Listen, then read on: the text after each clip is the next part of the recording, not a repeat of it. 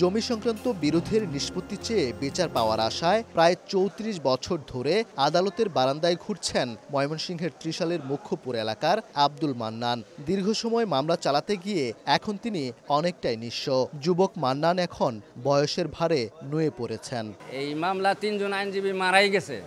এখন বর্তমানে আমিও মারার পথে, সর্বদিক দিয়ে আমি সর্বহারা হয়ে গেছি এই মামলার পিছনে পয়সা খরচ করতে করতে। ময়মনসিংহের আদালতে এমন মান্নানদের সংখ্যা হাজার হাজার। বিচার পেতে বছরের পর বছর ঘুরেও অনেকেই পাচ্ছেন না ন্যায় বিচার। জেলা ও দায়রা জজ আদালতের তথ্য বলছে, বর্তমানে ময়মনসিংহ জেলা ও দায়রা জজের ২০টি আদালতে ঝুলে আছে ৬৯,৭২৮টি দেওয়ানি ও ফৌজদারি মামলা। এছাড়া চিফ জুডিশিয়াল ম্যাজিস্ট্রেট আদালতে বিচারাধীন মামলার সংখ্যা আরও ২৮,০২৬টি।